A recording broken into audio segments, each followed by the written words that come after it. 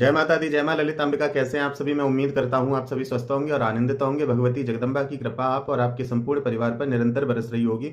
तो आज जो मैं जानकारी लेके आया हूं वो इस विषय पर लेके आया हूं कि बहुत से मेरे साधक भाई बहनों के प्रश्न होते हैं कि हमारे गुरु हमारे साथ छल कर रहे हैं, हमारे गुरु हमारे पास नकारात्मक शक्तियों को भेज रहे हैं, गुरु हमें परेशान कर रहे हैं, पैसे मांग रहे हैं, उन्होंने कोई क्रिया की हमारे घर में आके, कोई पूजा की, उसके बाद से हम परेशान होने लग गए हैं। हमारे गुरु ने हमसे इतने पैसे ठग लिए हैं और वो हमें धमकी भी दे रहे हैं कि और पैसे दो। तो आज इस वीडियो में मैं आपको बताऊंगा कि गुरु का त्याग कैसे किया जाता है और क्या सावधानी आपको रखनी चाहिए, गुरु शिष्य का संबंध कैसा होना चाहिए, गुरु कैसा होना चाहिए, शिष्य कैसा होना चाहिए। तो आज की इस वीडियो में आपको बहुत सारी जानकारी मिलेगी और यदि आपके गुरु वास्तव में गलत हैं तो आप उनका त्याग कैसे करोगे, ये जानकारी भी आज इस वीडियो में है। तो वीडियो को ध्यान से देखना, पूरा देखना और वीडियो को अन्य लोगों तक शेयर कर देना। क्या पता न जाने कितने भाई बहन इस प्रकार की दुविधा में फंसे हुए हैं, उनके मन में ये भी संशय रहता है कि कहीं हम गुरु का त्याग करेंगे, अपनी तरफ से कोई कार्य करेंगे तो कहीं हम गुरु के दोषी तो नहीं हो जाएंगे, कहीं हम पाप के भागी तो नहीं बन जाएंगे, कहीं हमारे मोक्ष में बाधा तो नहीं उत्पन्न हो जाएगी। तो उस संशय को भी आज इस वीडियो में हम दूर करेंगे। तो वीडियो को ध्यान से देखना और पूर्ण रूप से देखना जिससे कि आपको वीडियो समझ में आए। आइए वीडियो को शुरू करते हैं। देखिए, सबसे पहले बात करते हैं एक गुरु और शिष्य का रिश्ता कैसा होना चाहिए। तो देखिए, गुरु और शिष्य का रिश्ता होना चाहिए एक पिता पुत्र जैसा, जिसमें पिता हमेशा यही चाहता है कि मेरा पुत्र मुझसे भी ज्यादा तरक्की करे। उसी प्रकार ये गुरु का दायित्व बनता है कि उसको भी ये ध्यान रखना चाहिए कि जहां तक आज मैं पहुंचा हूं, मैंने अपने जीवन में इतनी सेवा भक्ति साधना की है, तब मैं आज यहाँ तक पहुंचा हूँ। लेकिन जो शिष्य मेरी शरण में आया है वो उस भगवान को पाने के लिए आया है और मेरे उम्र में और उसकी उम्र में बहुत अंतर है। तो जो वर्ष मैंने व्यर्थ में गवा दी थी वो वर्ष इसकी व्यर्थ ना जाए और ये मुझसे भी आगे जाए, ये मुझसे भी बड़ा एक साधक बने, ये मुझसे भी बड़ा एक गुरु बने। तो ये रिश्ता होना चाहिए गुरु और शिष्य का, जिसमें कोई स्वार्थ ना हो, चाहे वो किसी भी प्रकार का स्वार्थ हो, नहीं होना चाहिए। दूसरा, गुरु एक पिता की तरह ही कार्य करते हैं। अपने जैसे एक पिता अपने जीवन में कमा कर अपने पुत्र को देता है, वैसे ही एक गुरु अपने जीवन की भक्ति साधना और भगवान तक जो उसने मार्ग बनाया है उस मार्ग पर चलने की प्रेरणा, उस मार्ग की कठिनता को दूर करके सुगमता प्रदान करना, यह एक गुरु का दायित्व होता है जो अपने शिष्य को उस मार्ग के माध्यम से परमात्मा तक पहुंचाता है। शिष्य का दायित्व होता है कि गुरु के पद चिन्हों पर चलना, गुरु जहां चल रहे हैं उनके पीछे पीछे उसी अनुसार चलना, उसमें तर्क वितर्क ना करना। यदि गुरु ने कहा है, गुरु सही है और गुरु ने कहा है कि तुम्हें यह करना पड़ेगा तो आपको करना पड़ेगा। यदि जिस कारण से आप उन गुरु से जुड़े हैं, आपकी जो भी अभिलाषा है प्राप्त करने की और आप वो प्राप्त करना चाहते हैं, तो गुरु कहे अनुसार ही आपको चलना पड़ेगा। उसमें आप तर्क वितर्क नहीं कर सकते, क्योंकि तर्क वितर्क करोगे तो आप ना इधर के रहोगे ना उधर के। जैसे गुरु कहें वैसे आपको चलना है। तो ये एक शिष्य का कार्य होता है। उसको अपने लक्ष्य तक पहुंचने के लिए गुरु के हर एक वचन का मान रखना चाहिए, गुरु की कही हुई बात पर ध्यान देना चाहिए। कभी कभी गुरु ऐसी चर्चाएं भी करते हैं जिन चर्चाओं को आप आसानी से समझ नहीं पाते हैं। उस समय आपको अपने गुरु के पास बैठ के उसको समझने का प्रयास करना चाहिए। या तो समर्पण कर दो कि जो गुरु ने कह दिया बस मैं वो करूंगा, चाहे इसका परिणाम कुछ भी हो। एक तो ये मार्ग है आपके पास। दूसरा मार्ग ये है कि यदि फिर भी आपके मन में भावना है, इच्छा है, तो आप गुरु से उस विषय में बात करो, जिससे कि वो गुरु आपके उन संदेहों को दूर करेंगे और उन संदेह को दूर करके आपके मन में जो भी भावना प्रकट हुई है उसका आपको समाधान मिल जाएगा। तो एक गुरु और शिष्य इस प्रकार से होने चाहिए।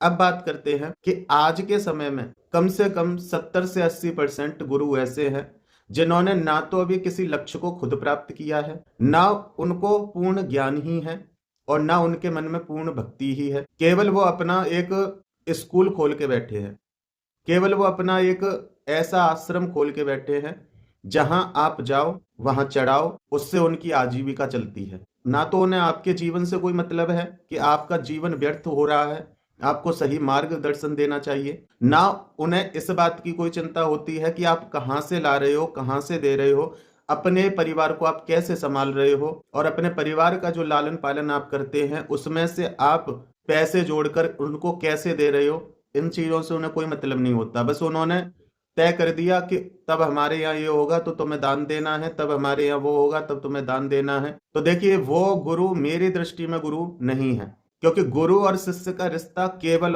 केवल एक ज्ञान का रिश्ता है, भगवान तक पहुंचने का मार्ग बनाने वाला रिश्ता है। गुरु आपके उस मार्ग में सहायक हैं, अन्य गुरु और शिष्य का कोई रिश्ता नहीं होता है। एक पिता को नहीं पता कि ये पुत्र क्या करेगा, लेकिन पिता की जब तक सांसें चलती हैं, पिता का दायित्व तो यही है कि मेरा पुत्र सब प्रकार से संतुष्ट हो, सुरक्षित हो, अपने जीवन की कमाई उसके लिए छोड़ के जाता है। उसे कोई स्वार्थ नहीं है उससे, बस स्वार्थ है तो इतना है कि मेरा नाम रोशन करे। वही स्वार्थ केवल गुरु का होता है कि दुनिया इसको समझे और ये भगवान तक पहुंचे। गुरु केवल यही चाहता है कि मेरा शिष्य उन ऊंचाइयों को पार करे कि जैसे आज ये मेरी शरण में आया है, मैं इसको सदमार्ग पे चला रहा हूं, मैं भगवान तक पहुंचाने के मार्ग में इसका सहायक बन रहा हूं, ऐसे ही ये भी भटकी हुई आत्माओं को उस परमात्मा तक पहुंचाने का दायित्व संभाले। इसको भी गुरु तत्व का बोध हो और ये भी एक सही गुरु बनकर भूले भटके लोगों को, भूली भटकी आत्माओं को उनके लक्ष्य तक पहुंचा दे। तो गुरु का ये दायित्व होता है। लेकिन आज के समय में ना तो वो शिष्य हैं जो अपने दायित्व को समझे, और ना ही वो गुरु हैं जो अपने दायित्व को समझे। मैं सबकी बात नहीं कर रहा हूं। अब कुछ लोग यहाँ पे मुंह फुला के बैठ जाओ तो मेरी कोई जिम्मेदारी नहीं है। मैं सबकी बात नहीं कर रहा हूँ, 60 से 70% लोगों की बात कर रहा हूँ। बाकी की आज के समय भी 20 से 30% गुरु भी ऐसे हैं जो एक पिता की तरह कार्य करते हैं, और एक शिष्य भी ऐसे हैं जो गुरु ने कह दिया तो कह दिया, फिर ये नहीं कहना कि क्यों, इससे क्या होगा, ये क्यों करना है। शिष्य ये नहीं करेगा। गुरु ने कह दिया बेटा तुम्हें इतने समय तक ये करना है, तो शिष्य का उत्तर होना चाहिए जी गुरु जी। तो वो शिष्य और गुरु आज भी हैं, लेकिन ऐसे गुरु शिष्य भी हैं जो शिष्य जैसे कपड़ा बदला जाता है वैसे गुरुओं को बदलते हैं, और वो गुरु भी हैं कि जैसे शत्रु के साथ व्यवहार किया जाता है वैसे अपने शिष्यों के साथ व्यवहार कर देते हैं, अपने बच्चों के साथ व्यवहार कर देते हैं। तो वो गुरु गुरु नहीं है, और ना ऐसे शिष्य शिष्य हैं जो कपड़ों की तरह गुरु बदल रहे हैं। आज उस गुरु से हमें मतलब है तो उसके तलवे चाट लिए, उससे मतलब निकल गया तो दूसरे गुरु ढूंढ लिए, उनसे कुछ सीख लिया, उनको छोड़ दिया, तीसरे की तलाश में निकल गए। तो ऐसे ना तो गुरु किसी काम के हैं और ना ऐसे शिष्य ही कहीं लक्ष्य तक पहुंचने वाले हैं। अब बात मैं उनकी करता हूं कि जिनके गुरु उनके साथ दुर्व्यवहार कर रहे हैं, और ये सबके लिए है। जिनके गुरु अपने शिष्य के साथ दुर्व्यवहार कर रहे हैं, शिष्य अपने स्थान पर ठीक है, वो अपने फर्ज को कर रहा है, उसको जो बोला गया उसने वो किया, उसको जैसे बताया गया उसने वैसे ही किया, लेकिन गुरु केवल अपने शिष्य से स्वार्थ के लिए जुड़ा। उसे उससे कोई मतलब नहीं है, चाहे वो मर जाए, चाहे उसके साथ कुछ भी हो जाए, चाहे वो भक्ति में सही चल रहा है या नहीं, कोई मतलब नहीं। बस समय समय पर यहाँ आओ, हमारा भंडारा भर दो और चले जाओ। अगर नहीं आए तो तुम सही शिष्य नहीं हो। जो गुरु अपने शिष्य की पॉकेट पे ध्यान रखता है, जो गुरु अपने शिष्य की आमदनी पे ध्यान रखता है, जो गुरु अपने शिष्य की रहन सहन पे ध्यान रखता है, वो गुरु गुरु नहीं है। गुरु वो है, आपके पास कुछ है या नहीं है, लेकिन आपके पास भक्ति है, आपके पास समर्पण है, तो भी आपके ऊपर वो कृपा कर देंगे। वो फीस नहीं लेंगे किसी चीज की, वो किसी चीज का मूल्य नहीं लेंगे। अगर वो अपने घर के मंदिर में भगवान की ज्योत भी जलाएंगे तो वो अपने खरीदे हुए पैसों से, वो अपने पैसों से खरीद के घी लाएंगे, तेल लाएंगे, कुछ भी लाएंगे, वो अपने पैसों से करेंगे। आपसे नहीं कहेंगे कि बेटा मंदिर के लिए ये सेवा दो। अब इसका देखिए बहुत से लोगों को गलत लग जाएगा, लेकिन होता है शिष्य का फर्ज, लेकिन गुरु अपने मुख से कभी नहीं मांगते। आपका समर्पण है, आप देना चाहते हो तो गुरु उसको स्वीकार करते हैं, लेकिन उस प्रकार से स्वीकार करते हैं, ये देखकर वो स्वीकार करते हैं कि आप उस लायक हो के नहीं, या दूसरों की देखा देखी में आप लुटा रहे हैं। तो गुरु आपको समझाते भी हैं। अब देखिए दुनिया की तो नहीं पता, लेकिन हमारे गुरु तो हमें समझाते हैं। जब हमारी साधनाएं चलती हैं तो साधनाओं में बहुत कुछ रखा जाता है, बहुत चीजें होती हैं। हमारी दीक्षा प्रारंभ हुई थी तो हमें उतना नहीं पता था, हमारी पहली साधना थी, हमने बहुत कुछ रखा, जो उन्होंने बताया था उससे भी बढ़ चढ़ के रखा। जब हम उस साधना के सामान को उनके पास लेके गए साधना पूर्ण होने के बाद, तो वो खुश नहीं हुए। उन्होंने मुझसे यही कहा इतना खर्चा क्यों किया। तो मैंने कहा कोई बात नहीं, साधना थी। तब उन्होंने मुझसे एक बात कही थी कि बेटा हमें साधना करनी है, हमें भगवान तक पहुंचना है, लुटाना नहीं है। सिद्धि एक के सिक्के से भी हो सकती है और सिद्धि लाख से भी होती है। तो अपनी पॉकेट की तरफ ध्यान रखो। ये नहीं होना चाहिए कि तुम्हारे इस कार्य से तुम्हारे परिवार वालों को समस्या हो और वो तुम पे या मुझ पे या भगवान पे उंगली उठाए, तो संदेह प्रकट होगा, तो वो गुरु शिष्य का रिश्ता शेष बचेगा नहीं। तो ऐसे गुरु तो मैंने देखे हैं, लेकिन वो गुरु मैंने नहीं देखे जो अपने शिष्य के ही साथ छल करते हैं। अब देखिए, यहाँ मैं केवल गुरुओं को गलत नहीं ठहरा रहा हूँ, कुछ शिष्य भी हो सकते हैं जिन लोगों ने कमेंट आज तक मेरे पास किए हैं। ऐसा नहीं कह सकता मैं कि वो पूर्ण रूप से ठीक है, गुरु ही उनके पूर्ण रूप से गलत है, तो ऐसा भी मैं नहीं कह सकता। लेकिन यदि आप अपने मार्ग पे सही हैं, आपने ऐसा ऐसा कोई कर्म नहीं किया जिसके कारण से गुरु आपके विरोधी बने। वैसे तो जो विरोधी बन गया वो गुरु नहीं है, मैं तो इतना जानता हूं, वो गुरु नहीं है। और आप अपनी जगह ठीक हो, लेकिन फिर भी वो आपका विरोध कर रहा है, फिर भी वो आपको परेशान कर रहा है, फिर भी वो शक्तियों के ऊर्जाओं के माध्यम से आपको परेशान कर रहा है, या फिर आपको धन से संबंधित परेशान कर रहा है, तो वो गुरु नहीं है। तुरंत उसका त्याग कर दो, कोई पाप नहीं लगेगा आपको। पाप आपको तब लगता है जब गलत होते हुए आप देखते हैं, उसके बाद भी आप सिर झुका रहे हैं। गलत को नमस्कार करना, गलत को सम्मान देना, ये आपको सबसे बड़ा पाप का भागी बनाता है। यदि आपके गुरु गलत हैं, उनका त्याग कर दो, आपको कोई पाप नहीं लगेगा। पर पहले त्याग करने से पहले समझ लेना, आप तो गलत नहीं है। मान लो 4 गलती गुरु ने की, तो एक आध तो आपने भी की होगी। अगर आप भी गलत हैं और तब गुरु को ब्लेम करते हैं, तो ये ठीक नहीं है। अब दोनों तुम एक जैसे हो, तो उसमें कुछ नहीं किया जा सकता। उसमें तो यही है कि अपना दूर दूर हो जाओ, बस इतना काफी है। लेकिन अगर तुम सही हो तो तुम त्याग करोगे अपने गुरु का, कोई पाप नहीं लगेगा। देखिए, मैं औरों की नहीं जानता, मैं अपनी बताऊं तो मैं इसीलिए किसी को शिष्य रूप में स्वीकार नहीं करता, सच बताऊं तो। क्योंकि जिसको भगवती भेजेगी, क्योंकि मैंने भगवती के ऊपर छोड़ के रखा है, जिसको भगवती चुनेगी तो वो रोड पे चलते हुए पे भी कृपा करवा देगी, और जिसको भगवती नहीं चुनना चाहेगी तो वो चाहे मेरे पास आके नाक रगड़ता रहे, मैं उसको दीक्षा नहीं दूंगा। मेरा ये शुरू से हिसाब है। और भगवती ने जितने भी बच्चे चुनवाए आज तक ना तो उनके मन में कभी संशय आया मुझे लेके, ना आज तक मुझे कभी उनके ऊपर क्रोध आया, ना आज तक उनके और मेरे बीच में ऐसी कोई वार्तालाप हुई जिसके कारण मुझे सोचना पड़े या उनको सोचना पड़े। क्योंकि भगवती ने उन्हीं बच्चों को मेरे पास भेजा जो वास्तव में भगवती के मार्ग पे हैं, जो वास्तव में एक गुरु का आदर जानते हैं, गुरु के पद की गरिमा को जानते हैं। और मेरा स्वभाव तो आपको पता ही है कि वो तो मेरे बच्चे हैं। अन्य व्यक्ति को भी मैं कभी परेशान नहीं कर सकता, तो बच्चों को तो क्या परेशान करूंगा।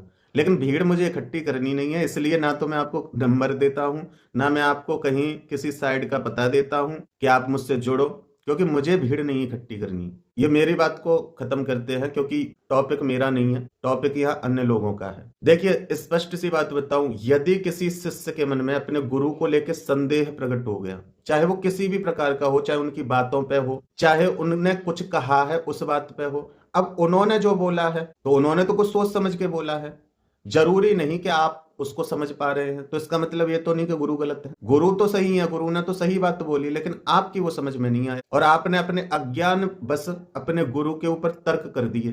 तो यदि ऐसा कोई शिष्य गुरु का रिश्ता है, किसी शिष्य के मन में संदेह है गुरु को लेके, तो वो शिष्य ध्यान रख ले, वो पूरी दुनिया भटकता रहेगा पर वो लक्ष्य तक कभी नहीं पहुंच पाएगा। यदि गुरु सही है, उन्होंने ज्ञान सही दिया है, लेकिन शिष्य के मन में संदेह आ गया, तो वो शिष्य कभी पार नहीं हो सकता है, पहली बात। अब देखिए, संदेह की भी बात यह है कि इंसान का शरीर है, पशु बुद्धि है, संदेह हो जाता है, क्योंकि भगवान की माया बड़ी विचित्र है। और उसका समाधान भी यदि एक शिष्य ढूंढना चाहे तो मिल जाता है। लेकिन यदि वो संदेह उस शिष्य के मन में 1 हफ्ते 10 दिन तक रुक गया, या फिर संदेह पे संदेह प्रकट होने लग गए, तो उस शिष्य को गुरु का त्याग कर देना चाहिए।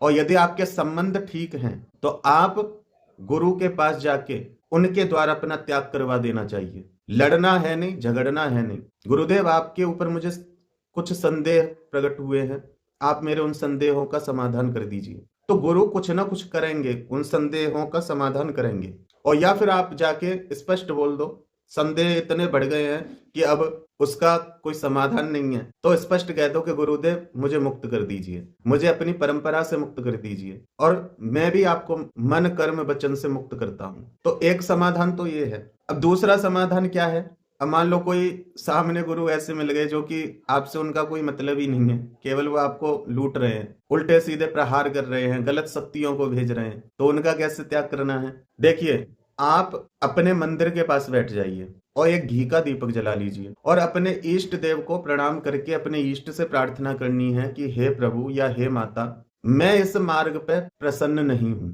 मुझे संतुष्टि नहीं मिल रही है। जो मेरे गुरु हैं, मैं उनको गलत नहीं बोल रहा हूं, मैं ये नहीं कह रहा हूं कि वो गलत हैं, वो सही हो सकते हैं अपने अनुसार, लेकिन मेरी बुद्धि, मेरी आत्मा उन्हें स्वीकार नहीं कर रही है। हे प्रभु, हे माता, मुझे उन गुरु से मुक्त कर दीजिए, हर प्रकार से उनकी ऊर्जा से मुझे मुक्त कीजिए, उनके भावों से मुझे मुक्त कीजिए, मैं मुक्ति चाहता हूं।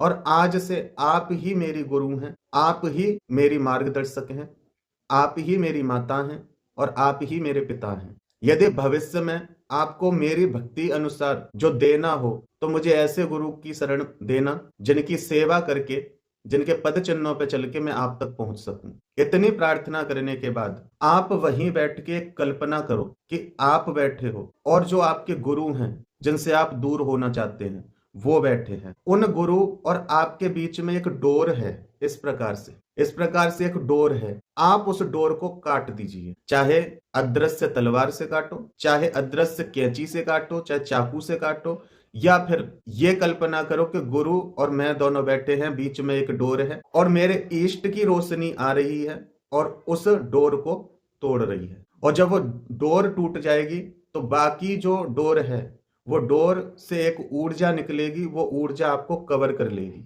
आप सुरक्षित हो गए, रिश्ता टूट गया। या फिर आप संकल्प लेके जल छोड़ सकते हैं उनके नाम से। आज से मैं अपने गुरु को अपने कर्म, मन, वचन, अपनी आत्मा से मुक्त करता हूं। आज से मैं उनको नहीं जानता, वो मुझे नहीं जानते। तो गुरु का त्याग हो जाता है। गुरु के द्वारा दी हुई जो आसन माला या कुछ भी आज तक आपको दिया गया है, उसको जल प्रवाहित आप कर दीजिए। यदि गुरु आपके ऊपर तंत्र क्रियाएं भेजता है, गुरु अपनी ऊर्जा लगा रहा है आपके ऊपर, तो इसी प्रकार से संकल्प मात्र से ही आप उनकी भेजी हुई ऊर्जाओं को रोक सकते हैं। क्योंकि जब आप ये काम करोगे, आप कनेक्शन को काटोगे, तो 90% तो उनका असर स्वतः ही खत्म हो जाता है। अब उनकी डोर आपसे नहीं जुड़ी है तो आपका कनेक्शन टूट जाता है। बाकी बचा 10%। आपको हाथ में जल लेके अपने इष्ट के सामने प्रार्थना करनी है कि हे प्रभु, हे माता, मेरा किसी से कोई संबंध नहीं है, ना किसी गुरु से, ना किसी व्यक्ति से, मेरा कोई संबंध नहीं है। किसी भी व्यक्ति से मेरा कोई संबंध नहीं है, भावनात्मक भी नहीं है, ऊर्जात्मक भी नहीं है, किसी भी प्रकार से मेरा कोई संबंध नहीं है। किसी के द्वारा भी कोई भी नकारात्मकता मुझ तक भेजी जा रही है तो वो मेरे ऑरा में प्रवेश नहीं करेगी, क्योंकि ये ऑरा मेरा है, मैं अनुमति नहीं देता। यकीन मानिए, बिल्कुल उसकी भेजी हुई चीजें स्वतः ही नष्ट हो जाएंगी, स्वतः ही लौट के चली जाएंगी उसके पास, क्योंकि बिना आपकी इच्छा के कोई भी आपके औरे में प्रवेश नहीं कर सकता। चाहे भगवान ही क्यों ना हो, वो भी आपके औरे में प्रवेश नहीं करेंगे जब तक आप अनुमति नहीं दोगे, समझे? इसीलिए हर पूजा से पहले संकल्प लिया जाता है। संकल्प का तात्पर्य ये होता है कि हम भगवान के औरे से जुड़ने जा रहे हैं, हम ये पूजा कर रहे हैं, इसके फलस्वरूप हमें ये प्राप्त होना चाहिए। तो उसी प्रकार से हमारी औरे में वो ऊर्जा के कण प्रकट होते हैं, जिससे कि वो हमें वो मनोबल मिलता है जो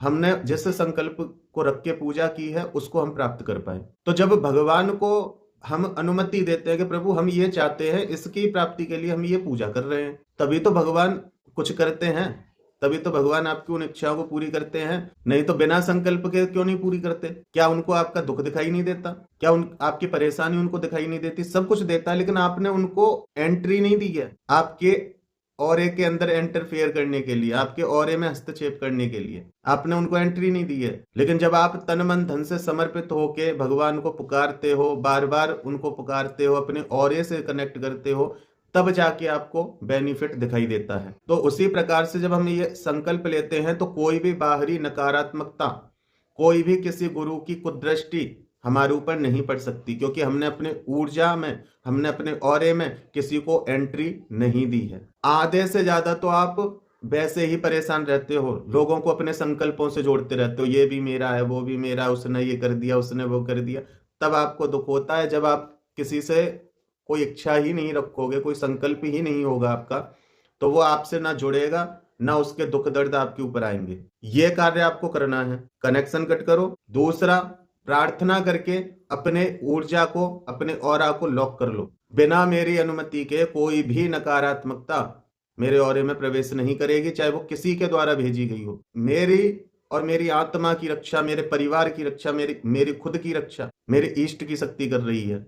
और मैं उनसे प्रार्थना करता हूं कि कोई भी नकारात्मकता या कोई भी ऐसी ऊर्जा जो मुझे भविष्य में पीछे खींच सकती है, वो मेरे ऑरे में प्रवेश ना करे। और जो उन्होंने दिया है आसनमाला, सिद्धि, साधना, जो भी कुछ थी, वो सब विसर्जित कर दो। क्या आज तक मैंने इन गुरु के माध्यम से कुछ भी सीखा हो, कोई भी ऊर्जा, कोई भी शक्ति मुझसे जुड़ी हो, मैं उसका त्याग करता हूं अपनी स्वेच्छा से। हो जाता है त्याग, आपको पाप नहीं लगता, लेकिन आप गलत हैं। यदि गुरु सही है, उन्होंने कभी आपके साथ छल नहीं किया, बस आपकी ही दृष्टि उनको सही से नहीं समझ पाई, और फिर भी आप उनमें कमियां निकाल रहे हो, तो पाप लगेगा। लेकिन यदि वास्तव में गुरु गलत है, आपको परेशान करते हैं, तो उनका त्याग कर दो, क्योंकि त्याग ही वो अंतिम मार्ग है जो आप उनसे छुटकारा पा सकते हैं। पहली बात तो सोच समझ के गुरु धारण करने चाहिए। और देखिए, आप जितने भी लोग हैं, आप मेरे शिष्य नहीं हैं, लेकिन फिर भी आपको बेनिफिट मिलता है। आप आते हैं, वीडियो देखते हैं, और वीडियो से ही आपको बहुत अच्छा महसूस होता है। तो गुरु इस प्रकार से होने चाहिए। अब कोई कमेंट ये मत करना कि हमें शिष्य बना लो, मैं नहीं बनाता। अगर किसी को इच्छा भी है तो भगवती से प्रार्थना करते रहो।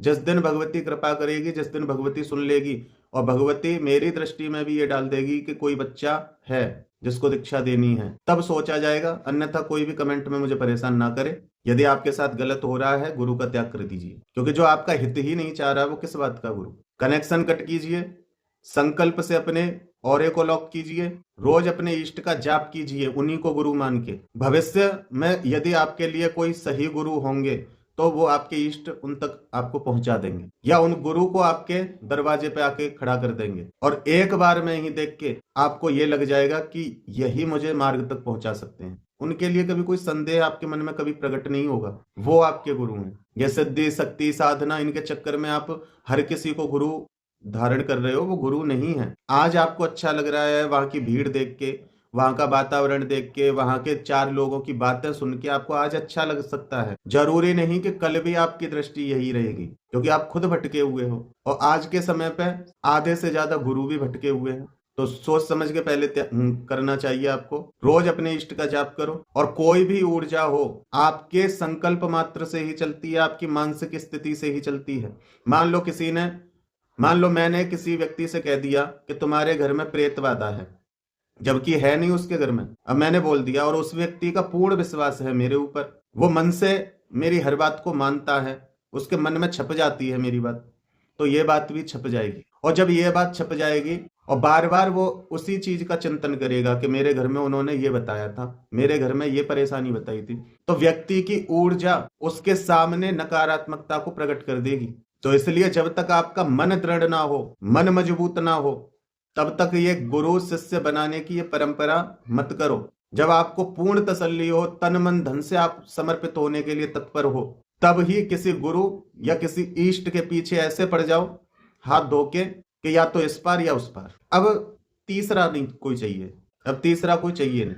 क्षण भंगुर जीवन की कलिका, कल प्रात को जाने खिली ना खिली, मलयागिर की सुचि शीतल मंद सुगंध समीर चली ना चली, कलिकाल कुठार लिए फिरता, कल प्रात को जाने मिली ना मिली, और रसना हरि नाम तू रटरी, फिर अंत समय में हिली ना हिली। तो हर समय आपका ये होना चाहिए कि फिर अवसर मिला या नहीं मिला, जो है अब है, मेरे पास समय बहुत कम है, व्यर्थ नहीं करना है, सही मार्ग पे चलना है, सही गुरु के माध्यम से अपने इष्ट तक पहुंचना है, भटकना नहीं है, फंक्शन अटेंड नहीं करने हैं, लोगों की नजर में ये नहीं दिखाना कि हम गुरु के बहुत चहेते हैं। नहीं, हर समय आपका ऐसा होना चाहिए कि गुरु का कोई वचन ना छूट जाए मुझसे, हर एक उनके मुख से निकले हुए वचन को मैं सुनूं।